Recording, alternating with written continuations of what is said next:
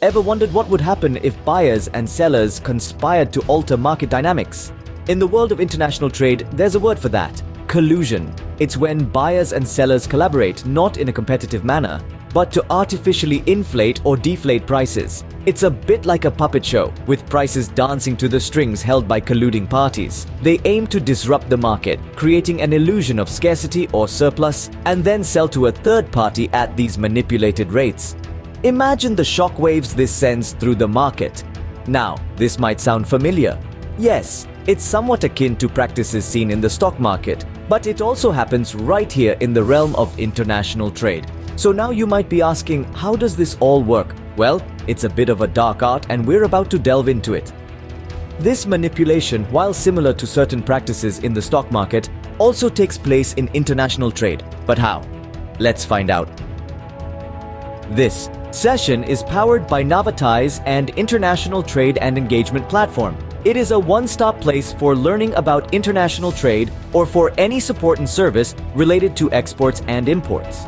For more information, visit navaties.com. Registration is free. Getting back to the topic. Consider RU Electronics, an exporter, and ZIT Retail, an importer.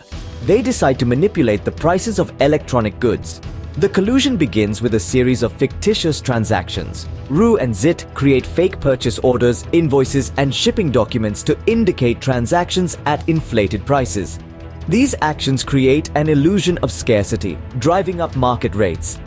The market disruption is palpable. The artificially inflated prices create a false demand, causing instability in the industry. But the scheme doesn't end there. Once the market rates have soared, RU and ZIT sell their inventory to a third-party buyer at these inflated prices. This unsuspecting buyer, unaware of the collusion, purchases the goods at these higher rates. Once the goods are sold at inflated prices, the market falls back to normalcy, leaving the third party in a loss-making scenario. This instance shows how collusion can disrupt market dynamics and lead to financial losses for unsuspecting parties. Have you ever been scammed like this? If yes, for more information, visit the navaties.com scam page. We also request you to like, share, subscribe, hit the bell icon, and give us your comments on this session. Getting back to the topic, collusion can be prevented by promoting transparency, conducting due diligence, and strengthening anti-collusion policies. Let's delve into these preventive measures. Transparency and reporting are key. Importers, exporters, and other stakeholders should encourage ethical practices. Whistleblowing and reporting mechanisms can help expose collusion and other fraudulent activities. Next, there's due diligence. Thoroughly verifying the legitimacy and reputation of business partners, suppliers, and customers can mitigate the risk of engaging in collusive deals unknowingly. We must also talk about caution. Don't get swayed by the market's ups and downs, especially in the commodity market. Wait until the rates stabilize. It's crucial to distinguish real market fluctuations from artificial inflation. Collaboration with law enforcement agencies is another vital aspect.